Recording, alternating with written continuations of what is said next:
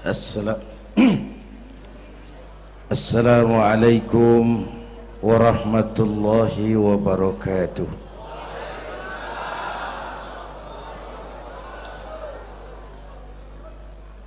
Alhamdulillahilladzi asra bi'abdihi laylan minal masjidil haram ilal masjidil aqsa. Wassalatu wassalamu ala Sayyidina Muhammadin wa ala alihi wa ashabihi ahli sidqi wa tuqa, amma ba'du. Para ulama, para habaib yang saya muliakan, wabil khusus Fadilatul Mukarram Sahibul Bait Kiai Haji Uci Turtusi, yang terhormat Bapak Wali Kota Tangerang Bapak Haji Wahidin Halim, hadirin hadirat ma'asyiral muslimin yang saya cintai.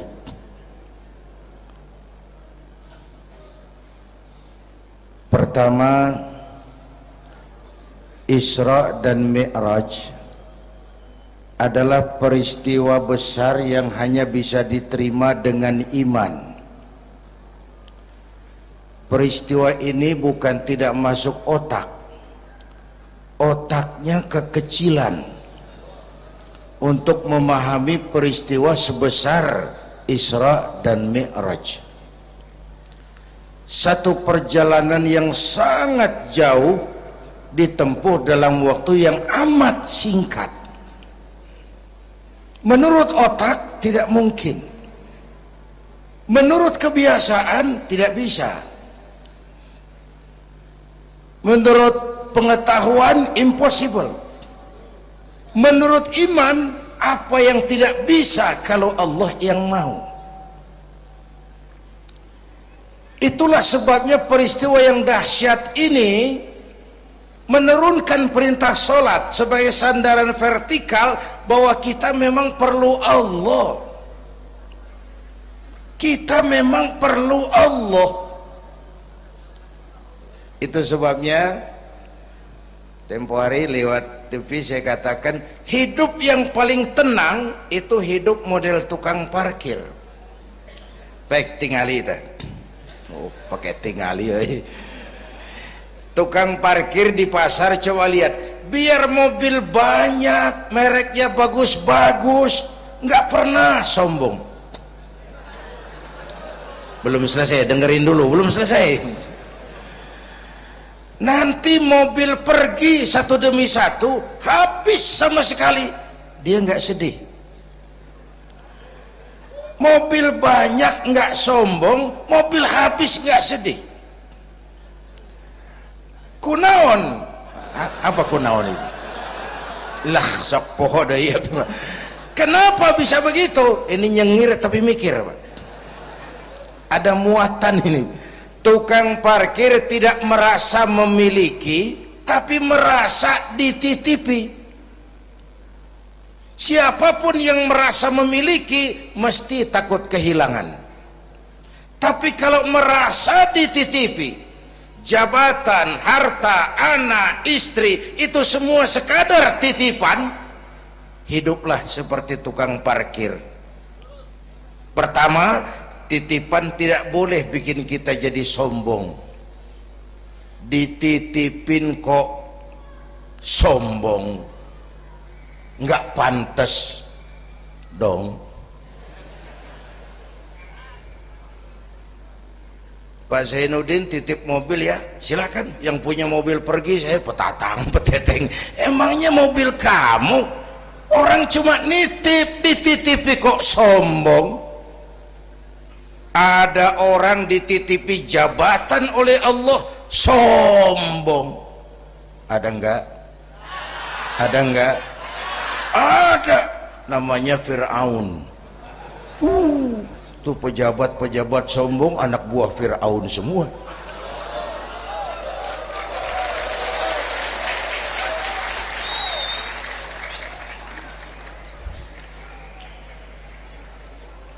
Ada orang dititipi harta oleh Allah jadi orang kaya, sombong, mentang-mentang kaya sama tetangga nggak mau kenal, mentang-mentang kaya orang lain kecil semua, mentang-mentang kaya jalan nggak nginjak tanah. Kuntilanak dititipin kok sombong, nggak pantas dong. Satu. Yang kedua, titipan harus dijaga baik-baik. Kalau tidak dijaga bisa rusak. Kalau rusak yang nitip marah, yang nitip marah. Pak, saya mau ngaji, titip sepeda motor, silahkan.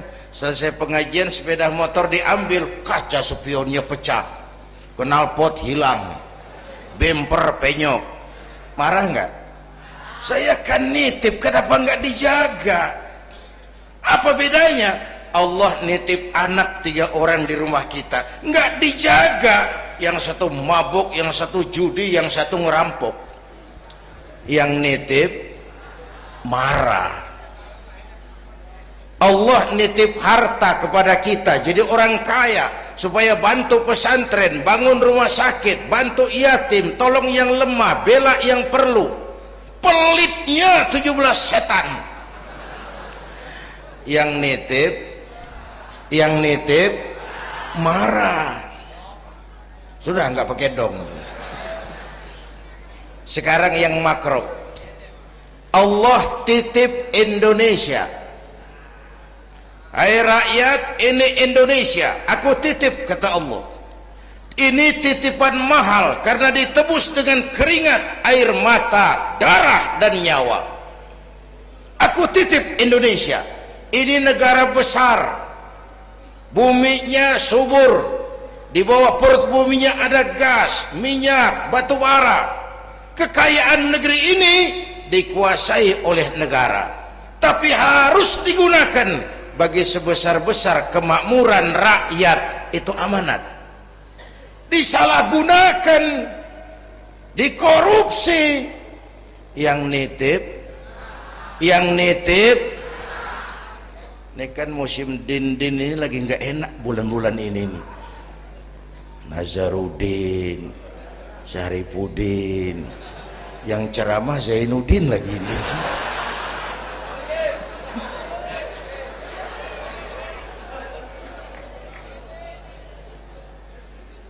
Yang nitip marah. Kalau yang nitip marah, dia suruh makhluknya yang lain negur kita. Makhluknya yang lain diperintah negur kita. Siapa? Merapi, batuk, Bromo muntah, Semeru demam, Anak Krakatau menggigil, angin puting beliung, banjir di mana-mana, gempa, longsor, hujan es. Kebayoran hujan es. Tetangga saya udah nyiapin sirup, mau hujan es. Innalillahi wa inna ilaihi rajiun. Angin teh makhluk, mang. Air makhluk, gunung makhluk, tidak mungkin makhluk bergerak sendiri.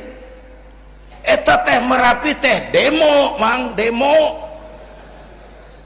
Kalau kita rakyat kecil demo, Satpol PP turun. Kalau Merapi demo, siapa yang mau ngademin? Mbah Marijan. Selesai. Mbah Marijan udah kumpul sama Mbah Surip di alam barzah tuh, udah rapat saya dengar. Kata Mbah Surip, tenang saja Mbah Marijan, tak gendong, aman.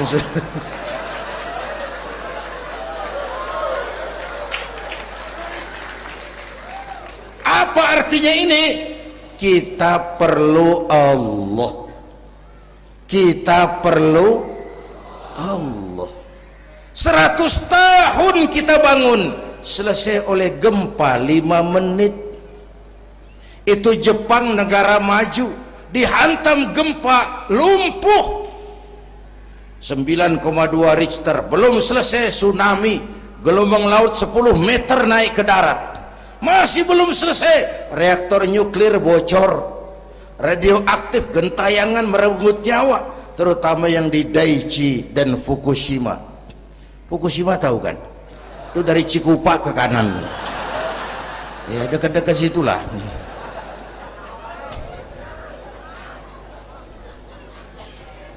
Kita perlu Allah. Paingan, apa paingan? Hah?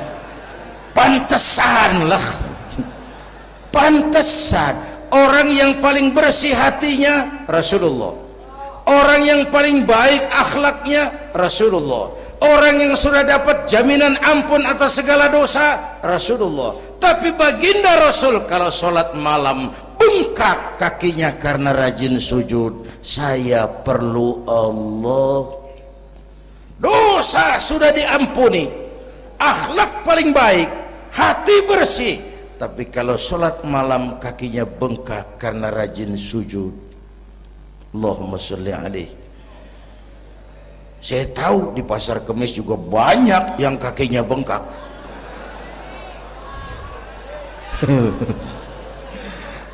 Kita perlu Allah. Itulah sebabnya dengan Isra Mi'raj turun perintah sholat agar kita punya senderan. Saya senderan ke tiang, tiangnya roboh, saya jatuh. Saya senderan ke tembok, temboknya ambruk, saya jatuh. Saya senderan sama orang kaya, dia jatuh miskin, saya selesai. Saya senderan sama jenderal, dia pensiun, saya selesai. Tapi kalau saya senderan kepada Allah, Allah tidak akan pernah miskin, tidak akan pernah berkurang kekuasaannya, tidak akan pernah lumpuh, dan seterusnya. Karena itu memperingati Isra Mi'raj, ayo dengan semangat memantapkan keimanan. Ini zaman entertain, orang pada pinter bikin bungkusan. Hati-hati sekarang banyak minyak babi cap unta. Sekarang ini kiai sama dukun tipis bedanya. Tuh kalau muncul di TV kadang-kadang kita bingung, kiai apa dukun sih? Pemburu hantu pakai sorban, ntar kiai gue suruh pakai helm. Atribut aja udah kacau sekarang. Ini zaman entertain, orang pandai bikin bungkusan. Maka kembali kepada ajaran agama, kita harus disiplin. Semua konsep agama muaranya disiplin. Syahadat apa? Disiplin akidah. Saya bersaksi tidak Tuhan selain Allah. Kalau begitu, saya tidak akan menyembah kecuali hanya kepada Allah. Saya tidak akan menyekutukannya dengan sesuatu pun.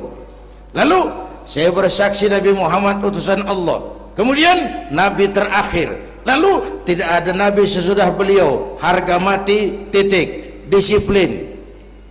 Berapa kali kita sudah dibohongi Nabi pandemi palsu, mulai dari Ahmad Musodik, ya pelatih badminton jadi Nabi. Innalillahi wa inna ilaihi. Dapat wahyu di Bogor, padahal di Bogor biasanya orang dapat talas itu, dapat wahyu. Ditangkap polisi 4 tahun dihukum. Selesai dia Rancai Kek Bandung, namanya Sayuti, tukang cukur, ngaku dapat wahyu jadi nabi lagi. Dan anehnya ada aja yang ikut. Selesai lalu pindah ke Jakarta, Lia Edan, ngaku Jibril, ditangkap di polisi, dihukum 2 tahun, 3 bulan lalu sudah bebas.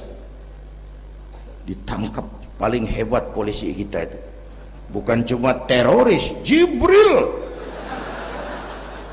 Di mana di dunia ada polisi nangkap Jibril kalau bukan?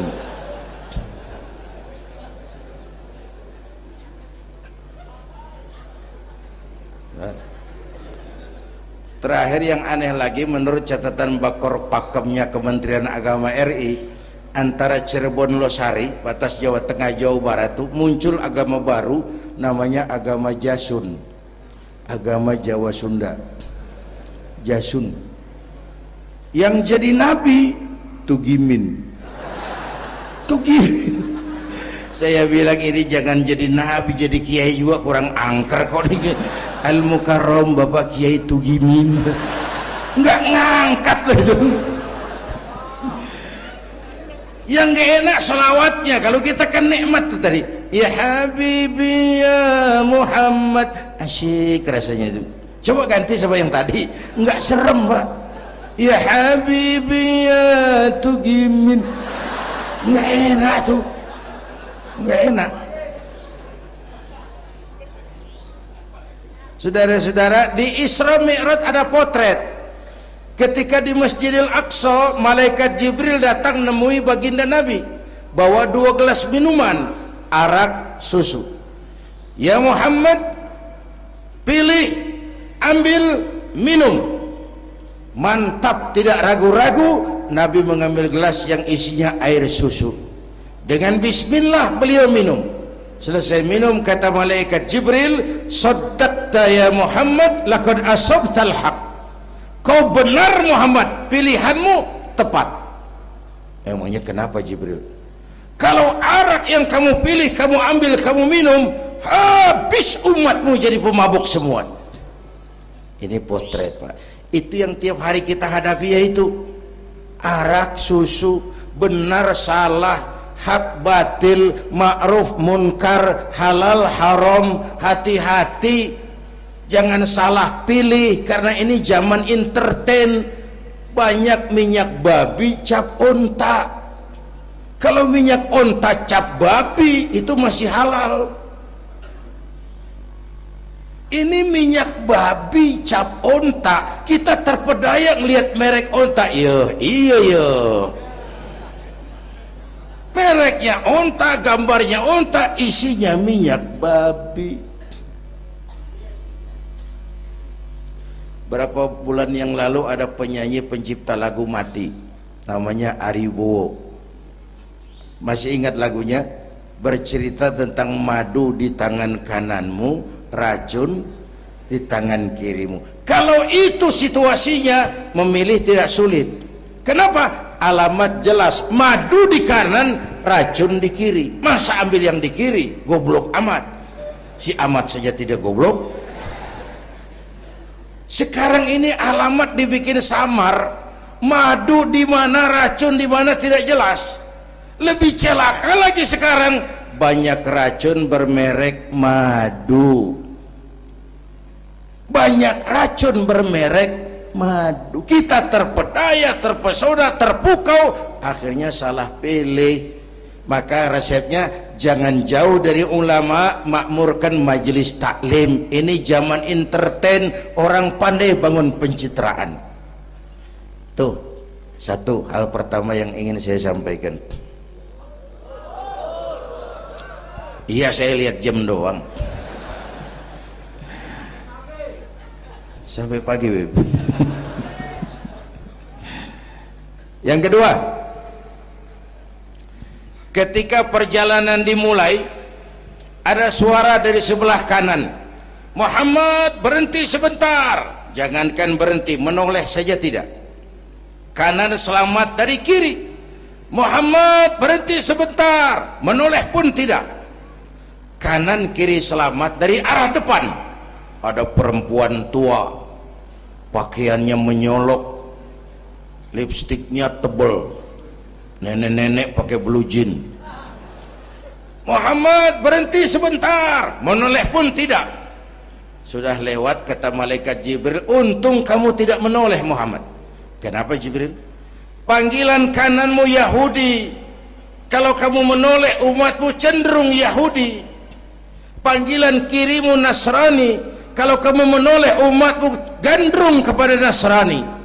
Itu perempuan tua dengan pakaian menyolok, itu dunia Muhammad. Dunia teh sudah tua, tapi karena dipoles, dibangun, dipoles, dibangun, dibangun, dipoles, orang nggak terasa kalau dunia sudah tua. Berebut harta, berebut warisan, sama juga berebut nenek-nenek. Makan habisin. Ini perjalanan, ini pun potret. Panggilan Yahudi, panggilan Nasrani, panggilan dunia, materialisme, hedonisme, berat sekarang ini. Berapa malam lalu saya masuk Serpong, saya senang lihat Serpong berubah jadi kota satelit, bangunannya bagus-bagus. Saya telisik, sekolahnya Don Bosco, Santa Maria, Santa Ursula, gerejanya mbahnya gereja dibangun di pojok itu. Serpong, awas panggilan Nasrani. Saya masuk Bekasi, Sukmajaya, sekolahnya Yayasan Penabur, mulai dari TK sampai perguruan tinggi, gerejanya besar. Awas panggilan Nasrani. Bahkan di Karawang mereka sudah bangun kuburan mahal. San Diego, ada teman saya pengusaha bikin pesan kuburan 200 meteran, itu 5 miliar, karena tanahnya berbukit, bergunung, indah, dan malaikatnya rada baik. 5 miliar.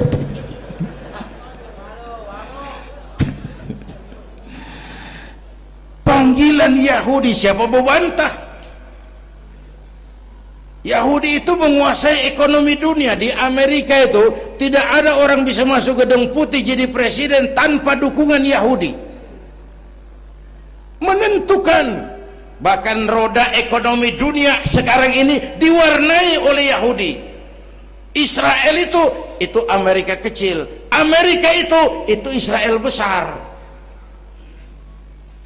Lalu panggilan Nasrani dengan segala gaya dan dana, dan terakhir panggilan materialisme dunia, panggilan hedonisme, panggilan materialisme.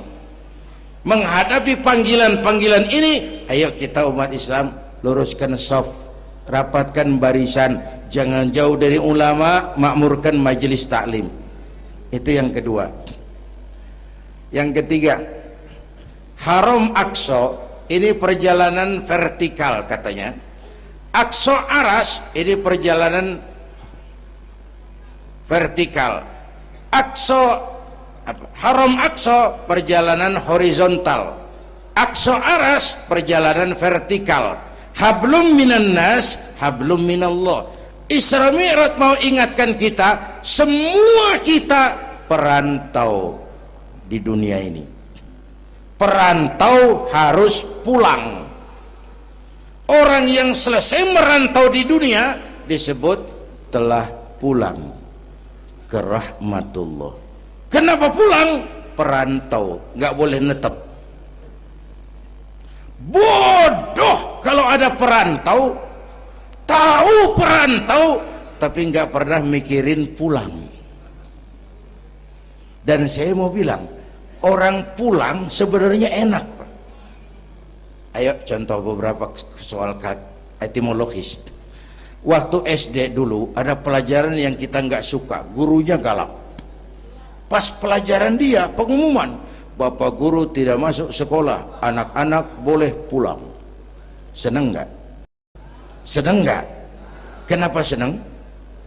Karena boleh pulang. Orang pulang seneng. Contoh lagi, Lebaran masyarakat pulang mudik, senang nggak? Kenapa senang? Pulang. Orang pulang senang. Sekarang selesai hidup di dunia, kita pulang kepada Allah, senang nggak? Ragu-ragu, mau bilang senang takut besok, gitu.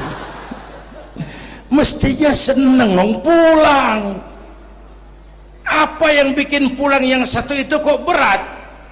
Kelihatannya dua. Pertama, kita ini sering mencintai sesuatu berlebihan, berakar di hati. Datang saat pulang tidak siap menghadapi perpisahan. Ada yang bergantung di sini, pulang jadi berat. Kalau cinta Allah sepenuhnya, cinta alam seperlunya, pulang enak. Yang kedua, bekal nggak cukup, sengsara di jalan, pulang jadi berat. Nggak punya bekal kok pulang, itu nekat. Belum sempet sholat modar, loh kok berani amat nggak punya bekal pulang. Kalau bekal cukup, pulang itu menyenangkan. Karena apa? Itu satu keharusan. Iya, kalau umat-umat terdahulu umurnya relatif panjang. Kalau kita ini mencontoh baginda Rasul, beliau wafat umur 63 itu standar. Kalau mencontoh Nabi, jatah kita 63. Kalau malam ini kita sudah 50 tahun, tinggal 13. Waspada. Kalau malam ini kita sudah 62 tahun 11 bulan, udah jangan pakai pantangan, apa aja makanlah Pak, sebulan lagi tuh. Sebulan lagi, syukur-syukur dapat bonus. Dan saya bilang mati itu tidak pakai abjad. Kalau pakai abjad bisa nunggu. Mati bang ngacak. Kadang-kadang kakeknya segar bugar, cucunya baik. Kalau mati pakai abjad enak nunggunya. Tahun ini yang mati A, tahun depan B, tahun berikutnya C, lalu D, terus F, lalu G, lalu H. Saya Z. Repot saya, nggak ada yang ngurus, orang udah habis.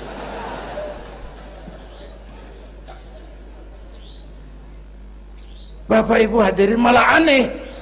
Jam 6 pagi sopirnya mati. Jam 10 siang, 4 jam kemudian Mbah Suripnya yang mati. Sebelum mati dia pesan sama teman saya W.S. Rendra, Mas, saya kalau mati tolong dikubur di bengkel teater Depok. Monggo, dikubur sama Rendra. Belum seminggu Rendra yang ngikut, mati. 1 bulan sebelum Rendra, lebih dahsyat lagi, Michael Jackson mati. The King of Pop, raja pop dunia, mati. Apalagi penyanyi keroncong, lebih mati lagi. Ada hidup sesudah mati, ada akhirat sesudah dunia. Semua kita perantau, dan perantau harus pulang. Bapak Ibu hadirin yang saya hormati, oleh karena itu, dengan semangat itu, ayo kita tingkatkan ibadah kepada Allah Subhanahu. Penutup, Isra Mi'raj itu filter. Setelah terjadi peristiwa itu kelihatan, yang beriman makin mantap, ini golongan Abu Bakar Siddiq. Yang kafir makin kurang ajar, ini golongan Abu Jahal, Abu Lahab, Abu Sufyan, dan abu-abu lain kumpul di situ.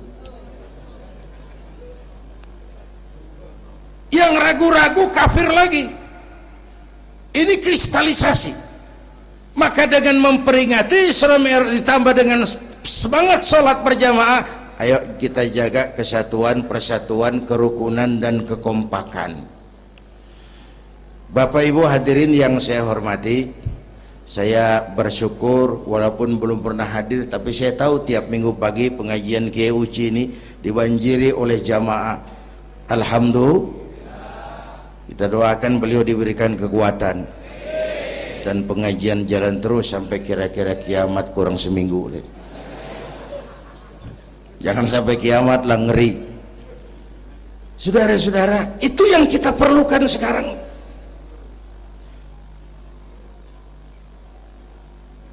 Menjaga semangat kebersamaan seperti diajarkan di masjid ini. Coba baik tingali akhlak masjid.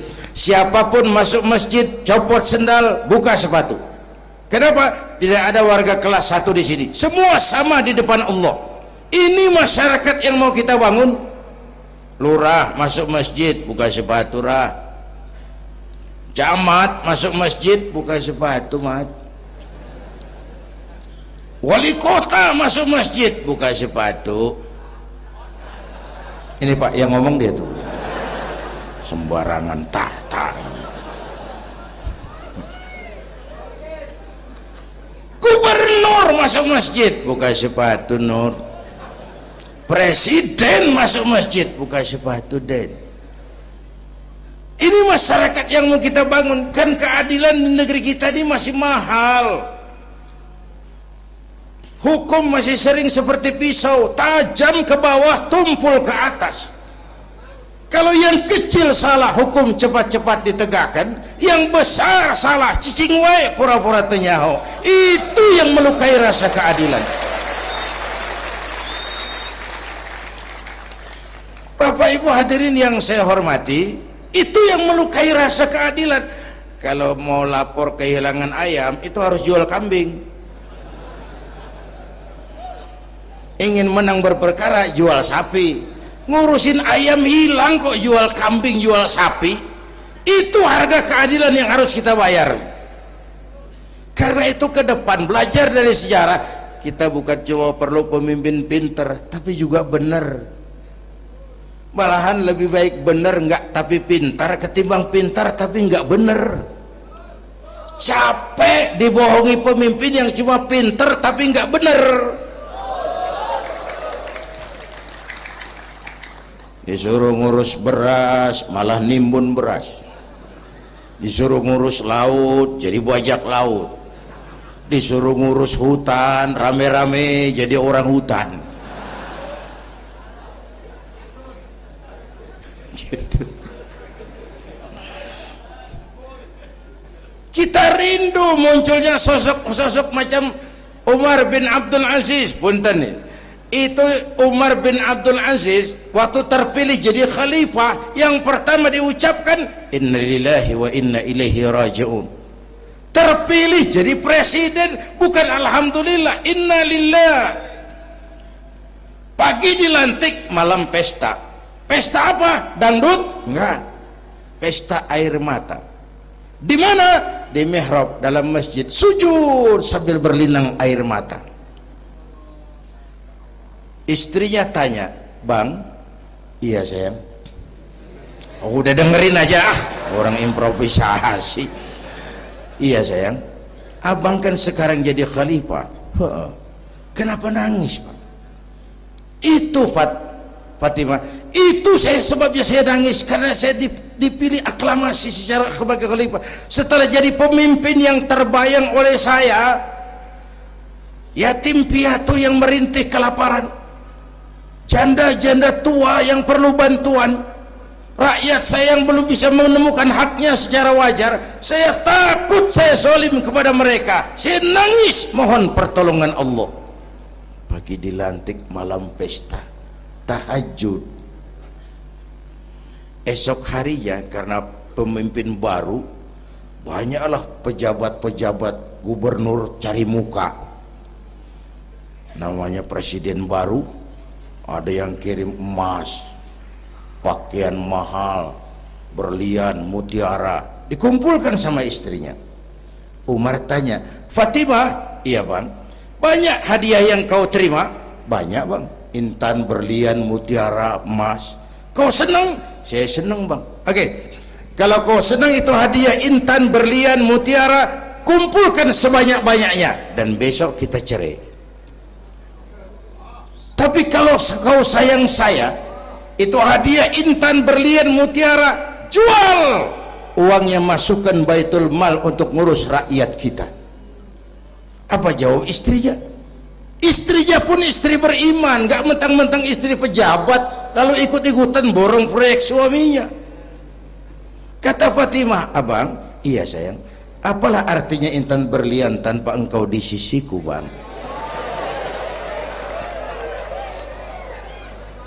Jual sajalah, jual untuk ngurus kepentingan rakyat. Yang nyata-nyata hadiah pribadi dijual ngurusi rakyat. Jangan yang sudah nyata-nyata milik rakyat masih disunatan.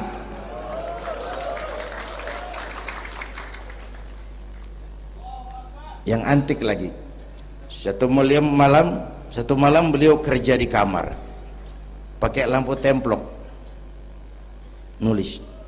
Datang seorang tamu, "Assalamualaikum ya Amirul Mukminin." "Waalaikumsalam." "Silakan duduk." "Ada apa?" "Enggak, cuman mau ngobrol." Ngobrol urusan pribadi khalifah, kita kan teman lama." "Oke baik." Beliau berdiri, lampunya dipadamkan, ditiup, mati, gelap kamar. "Ayo kita ngobrol." Tamunya heran, "Ya khalifah?" "Iya." "Kita kan mau ngobrol." "Iya." "Kenapa lampu dimatiin?" "Begini mas," mau tamunya dari Jawa waktu itu, dengerin aja kenapa sih.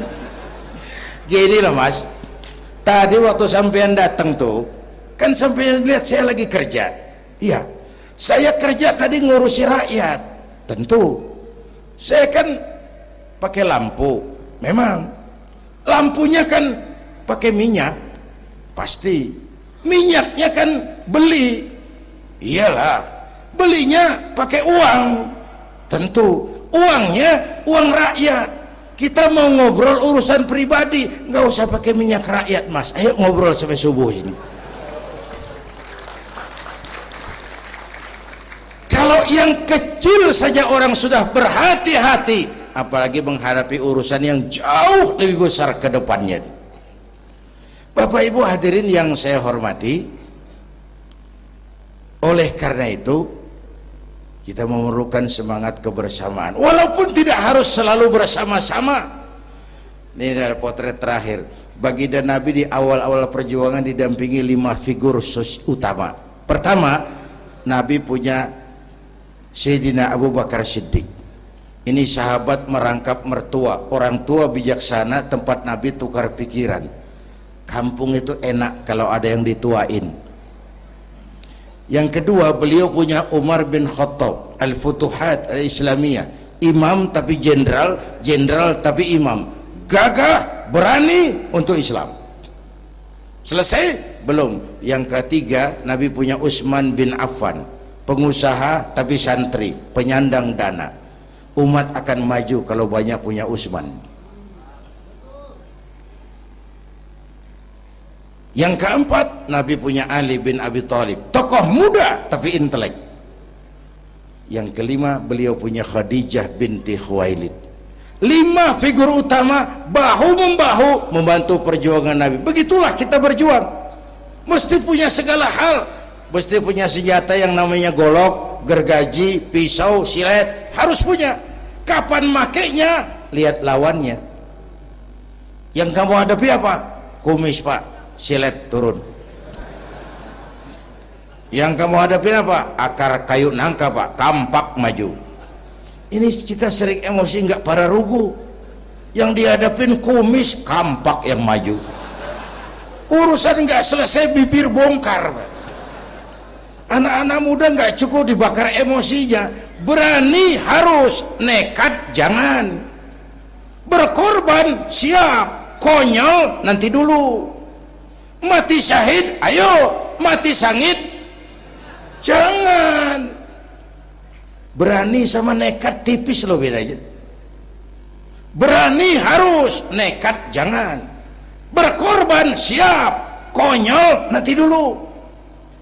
Bapak Ibu hadirin yang saya hormati, dengan semangat kebersamaan saya yakin kita bisa berbuat lebih banyak. Inilah barangkali sekelumit ikut tasyakur saya, mudah-mudahan ada manfaatnya buat kita semua. Lebih kurang mohon maaf. Usikum wa iyaya bitaqwallah. Aqulu qawli hadza wassalamu alaikum warahmatullahi wabarakatuh.